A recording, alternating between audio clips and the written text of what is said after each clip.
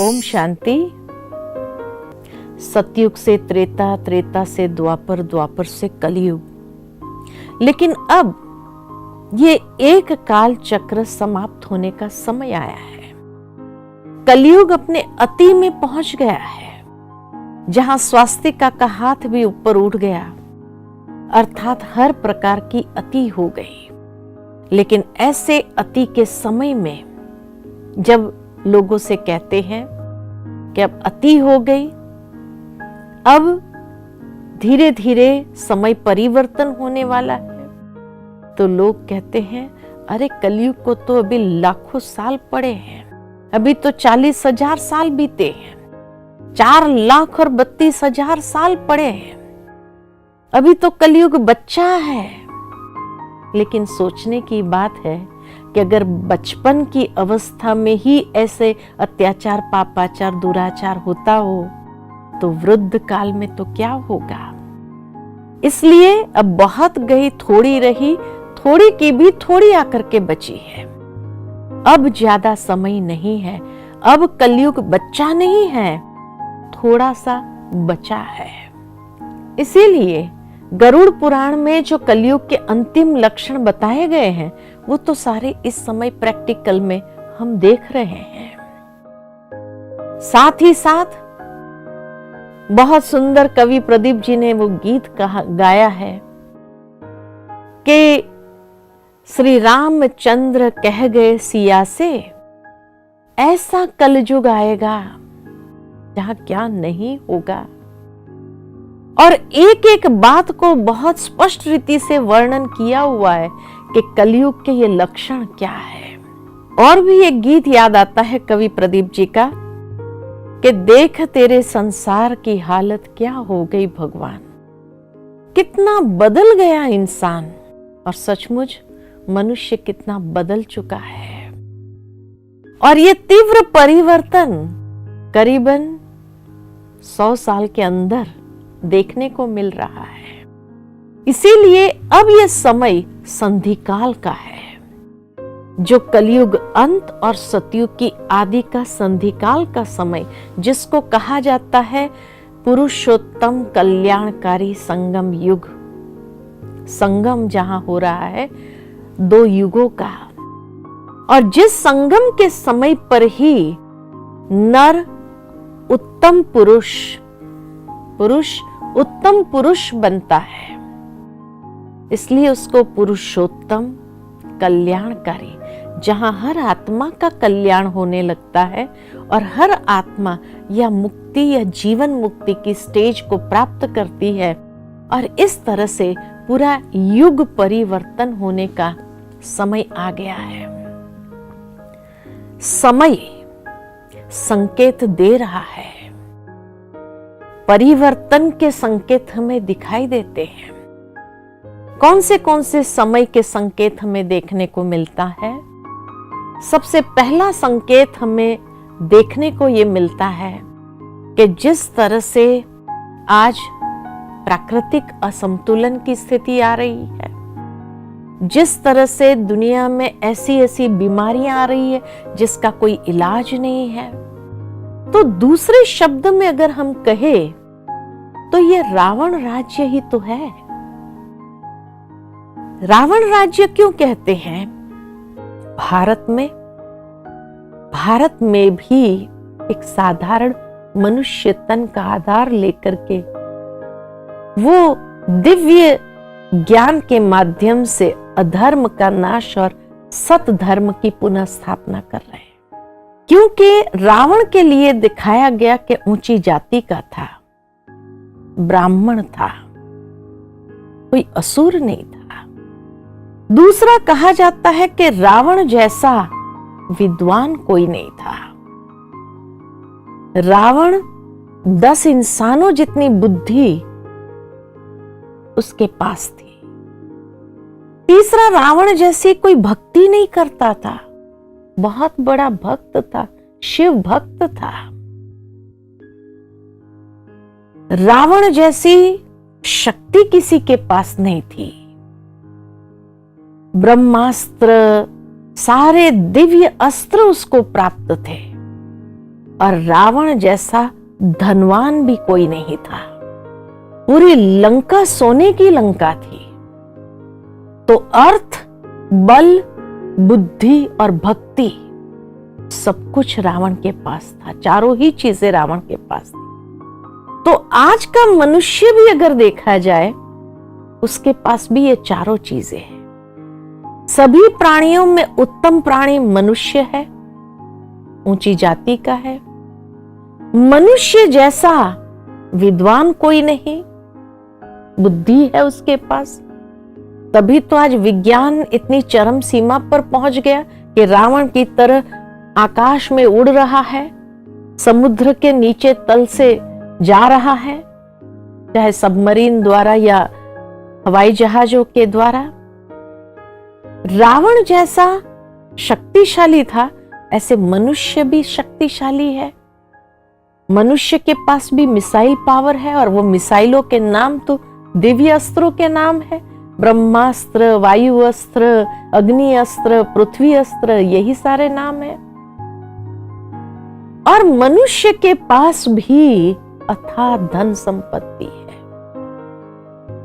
आज विश्व के अंदर अगर देखा जाए तो धन की कमी नहीं मनुष्य के पास। रात्रि के समय में बड़े शहरों का नजारा अगर देखा जाए तो सोने की लंका जैसा ही चमकदार है। इतना पॉम्प एंड शो, ग्लैमर है दुनिया के अंदर। तो आज के मनुष्य के पास भी चारों ही चीज है, अर्थ, बल, बुद्धि और भक्ति। लेकिन फिर भी मनुष्य किस ओर आगे बढ़ रहा है? अपने ही सर्वनाश की ओर। जिस तरह रावण का भी सर्वनाश हुआ था। रावण का सर्वनाश का कारण क्या था? दो बातें उसके सर्वनाश का कारण बनी, जो उसके जीवन की सबसे बड़ी कमजोरी थी। और वो दो बातें कौन सी? अहंकार चरम सीमा पर था और अनैतिकता जीवन में आ गई थी। चरित्रहीनता उसके जीवन में आ गई थी, इसीलिए उसका सर्वनाश हुआ। तो आज के मनुष्य का भी किस ओर आगे कदम बढ़ रहा है? सर्वनाश की ओर। क्यों? क्योंकि मनुष्य जीवन में भी यही दो कमजोरी आ गई है। अहंकार चरम सीमा पर है और अनैतिकता, काम, क्रोध, लोभ, मोह, अहंकार अपने संपूर्ण स्वरूप में दिखाई दे रही है। वही उसके सर्वनाश का कारण है। तो इसलिए कहा कि मनुष्य भी अपने ही सर्वनाश की ओर आगे बढ़ रहा है। प्रैक्टिकल देखने को ये मिलता है कि जो समय का संकेत है, वो समय के संकेत भी सारे जैसे कहा दिखाई दे रहे हैं। ऐसी ऐसी बीमारियां संसार के अंदर बढ़ती जा रही, जिसका कोई इलाज नहीं हो रहा है, कोई दवाइयां नहीं। मेडिसिन सारी फेलियर की ओर जा रही है। कितना भी इलाज करे लेकिन कोई दवाई काम नहीं कर रही है। दूसरा संकेत, प्राकृतिक असंतुलन की स्थिति। आज जिस तरह से ग्लोबल वार्मिंग हो रहा है, प्रकृति असंतुलन, कहां देखो तो खूब बाढ़ आ रही है, सुनामी उत्पन्न हो रही है, कहां देखो तो अतिवृष्टि हो रही है, कहां देखो तो जल ही नहीं, ड्राउट्स आ रहे हैं। तो प्राकृतिक असंतुलन की स्थिति, और इसीलिए आज की दुनिया के वैज्ञानिक लोग भी चिंतित हो रहे हैं, क्योंकि जिस तरह ग्लोबल वार्मिंग बढ़ता जा रहा है और इतना असंतुलन प्रकृति के अंदर आ रहा है, इस असंतुलन की स्थिति को देख करके आने वाले सालों में शायद ये प्रकृति के पांचों तत्व से जो संसाधन प्राप्त हो रहे हैं वो मिलना बंद हो जाएंगे। तीसरा संकेत यही है कि जितने भी मिसाइल्स बनाए हैं, किसी ने रखने के लिए तो बनाए नहीं है। कभी भी गलती से भी अगर प्रयोग हो गया परमाणु बम का, एक छोटा सा बेबी बॉम्ब जब जापान में डाला था तो उसका जो इफेक्ट्स देखा था, आज तो उससे कई गुना शक्तिशाली परमाणु बॉम्ब्स बने हैं। क्या समझते हैं उसका प्रयोग नहीं होगा? और इस तरह से जब उसका प्रयोग होगा तो ये संसार बचने की स्थिति में नहीं है। इसलिए कहा कि अब कलयुग बच्चा नहीं है, अब थोड़ा सा बचा है, और उसको 4,32,000 साल पूरा होने के लिए नहीं चाहिए। जिस तरह ये समय के संकेत है उससे स्पष्ट नजर आता है कि अब समय बहुत तीव्र परिवर्तन की ओर आगे बढ़ रहा है। ये समय हमसे क्या चाह रहा है? ये तो हम सभी जानते हैं कि दिन प्रतिदिन परिस्थितियां और बिगड़ती जाएंगी, उसमें सुधार आने का कोई मार्जिन नहीं। तो ये समय भी हमें संकेत दे रहा है कि अब हमें भी अपने अंदर एक दिव्य परिवर्तन लाने की जरूरत है, क्योंकि जब सतयुग की ओर ये समय आगे बढ़ रहा है तो वो आत्माएं इस समय से गुजर पाएंगी और उस संसार की नींव बन जाएंगी जिन्होंने अपने जीवन का शुद्धिकरण किया हो। इसलिए यह समय की पुकार है, शुद्धिकरण, आत्म शुद्धिकरण। परमात्मा ने जो वायदा दिया है गीता में, यदा यदा ही धर्मस्य, जब जब धर्म की अति ग्लानि होती है तब तब मैं इस संसार में अवतरित होता हूं और अधर्म का नाश और सत धर्म की पुनः स्थापना करता हूं। जो कार्य परमात्मा इस वक्त एक साधारण मनुष्य तन का आधार लेकर के कर रहे हैं, परमात्मा का दिव्य अवतरण और उस सत धर्म की स्थापना करने के लिए भगवान को भी कुछ मददगार आत्माओं की जरूरत है। इसीलिए कहा जाता कि परिवर्तन के समय पर जब संसार एक महान परिवर्तन से गुजरता है तो हमें किस ओर जाना है? विनाश की ओर या सृजन की ओर? ये हमारा अपना चुनाव होगा कि हमें किस तरफ जाना है, अधर्म के तरफ या धर्म के तरफ। महाभारत में तो दिखाया है अधर्म के तरफ अधिक लोग थे, धर्म के तरफ मुट्ठी भर थे। महान आत्माएं गुरु द्रोणाचार्य, भीष्म पितामह जैसे भी, कर्ण जैसे भी महादानी भी अधर्म के तरफ आगे बढ़े, कौरवों का साइड लिया।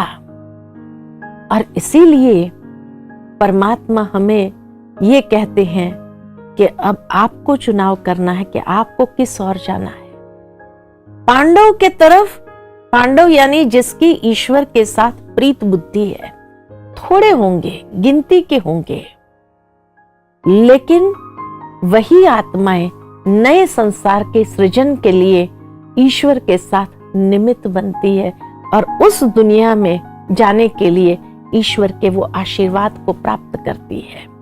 तो ये समय की पुकार क्या है? आत्म शुद्धिकरण, आत्म परिवर्तन, ये समय की पुकार है। आत्म शुद्धिकरण जब कहते हैं तो वो शुद्धिकरण भीतर से, अर्थात जो आत्मा अपने अनादि स्वरूप, पवित्र स्वरूप में थी, उस पवित्र स्वरूप में वापस हमें आना है और उस पवित्रता की धारणा करते हुए उस दुनिया की स्थापना के निमित्त बनना है। अखबार तो हम सभी रोज पढ़ते हैं, एक खबर हम रोज पढ़ते हैं और वो खबर है कि कामेशु क्रोधेशु मनुष्य के कृत्य।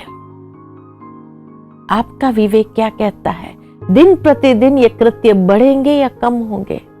बढ़ने वाले हैं। और काम अग्नि के अंदर जलेंगे, क्रोध अग्नि में लोग जल के भस्म हो जाएंगे। तो ऐसे समय पर पवित्रता की धारणा जीवन को उच्चता की ओर, उस धर्म की, उस श्रेष्ठ धारणा की ओर हमें ले जाती है जो उस सतयुगी दुनिया की स्थापना का आधार है। रावण के लिए ये दिखाते हैं कि सीता जी को लेकर के आ गए, अशोक वाटिका में रखा, लेकिन सीता जी को स्पर्श नहीं कर पाए। सीता जी के पास अपने आत्मरक्षा के लिए कौन से शस्त्र थे? एक घास का तिनका जो उठाकर सीता जी ने रावण को चैलेंज कर दिया कि इस घास के तिनके से आगे एक कदम भी बढ़ाया तो जल जाएगा, ऐसी मेरी शक्ति है। और इसीलिए रावण स्पर्श नहीं कर सका।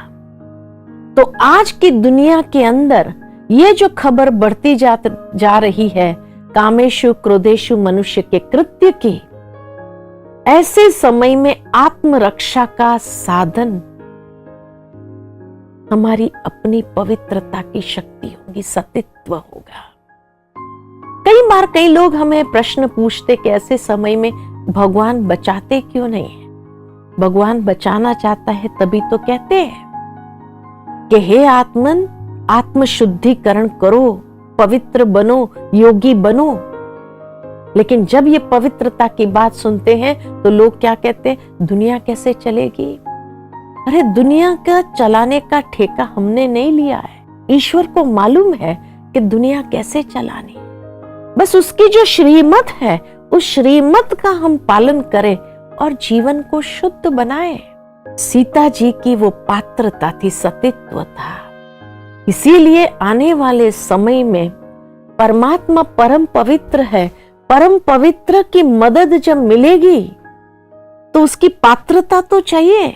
जिस तरह दुनिया में कहा जाता है शेरनी का दूध सोने के बर्तन में रहता है, ऑर्डिनरी बर्तन होता है तो बर्तन फाड़ देता है, ठीक इसी तरह परमात्मा परम पवित्र और उस परम पवित्र की मदद को स्वीकार करने की पात्रता चाहिए। इसलिए भगवान कहते हैं योगी बनो, पवित्र बनो, क्योंकि उसी से ही वो पात्रता हमारे अंदर आएगी और तब ये समय को हम क्रॉस कर सकेंगे और उस सतयुगी दुनिया में जाने के लिए योग्य बन जाएंगे। नर ऐसी करनी करे जो नर श्री नारायण बने, नारी ऐसी करनी करे जो श्री लक्ष्मी बने।